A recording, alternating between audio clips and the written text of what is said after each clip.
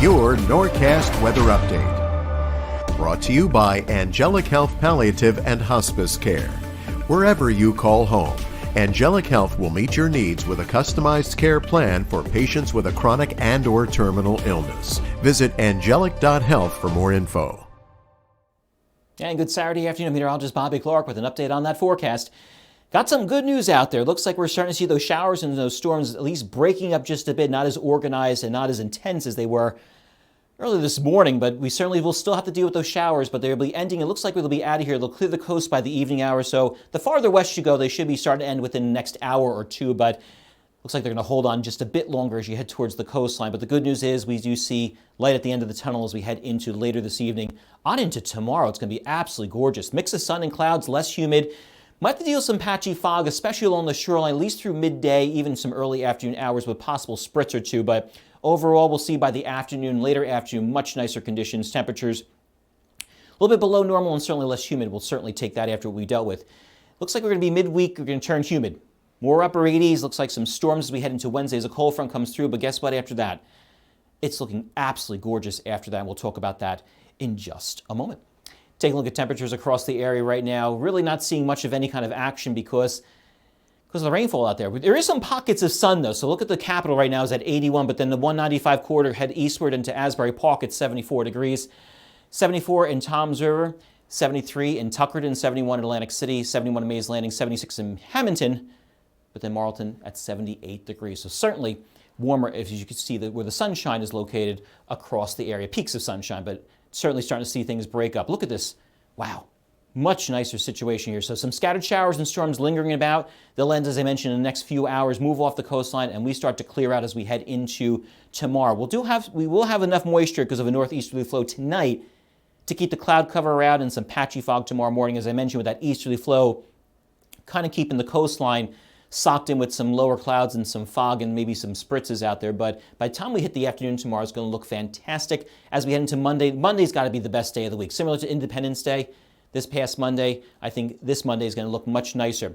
Warm front pushes through as we head into the evening hours, and then that turns the heat up and the humidity as we head into Tuesday. And then on into Wednesday, we start to see the cold front push through here. Kind of falls apart just a bit, especially that line of showers and storms. And here comes the cold front itself. Finally moves through as we head into the evening hours, late into Wednesday, and we see ourselves clear out much nicer as we head into Thursday. So tonight, mainly cloudy skies, patchy daybreak fog, temperatures in the low to mid 60s. That northeasterly flow allowing for that fog to develop, especially as you head towards the early morning hours. So any kind of early plans for you tomorrow, just be wary of that, especially as you head towards the closer to the shoreline, could see some patches of dense fog out there. As for tomorrow, inland, turning mostly sunny. In the morning hours along the shoreline, we'll be stuck in that cloud cover through at least midday, maybe early afternoon with a spritz or two. By the time we hit the afternoon, mostly sunny skies, temperatures reaching 80 degrees inland, the mid to upper 70s along the shoreline, and definitely feel much nicer out there than we dealt with the last couple of days. In evening hours, golden. 72 degrees by the time we hit sunset. A southeasterly flow, I think we'll certainly take that after this stagnant air mass that we've dealt with. Now, in terms of precipitation outlook, now this is pretty interesting because you know, we've been talking about the fact of all the moisture we've had out there, and it just seems like it's a very unorganized way of figuring out, like, why are we so dry versus I've got puddles in my backyard. And that's the problem we're dealing with here, because it's all based upon the fact that if you have too much rain at once, obviously you have that problem, but then if it spreads out, then it starts to skew your situation. So, for example, those of you have plants outside, it poured the other day, right? And then 2 days later, I found myself I had to pour more water into the plants because they were drooping. But yet we got an inch of rainfall in a day, in an hour actually. So it's just so frustrating, I guess, at times to try to explain to people and say, you know, you're trying to tell people we're in a drought situation or abnormally dry, or, you know, we're struggling to get these, you know, the rainfall situation take care of it, and you're staring outside going, but I got puddles here, Bobby. I know, it's frustrating, right? But it looks like overall we're going to stay in a dry pattern as we head into the next week or so, even past that. It looks like the best chance of seeing any kind of organized shower or storm activity is going to be Wednesday night with that cold front pushing on through here. Now, basically, we have the same area of abnormally dry conditions. I do want to preface this, and I always say this, especially on my Facebook page. This is done on a Tuesday. The data is actually given to us on a Thursday.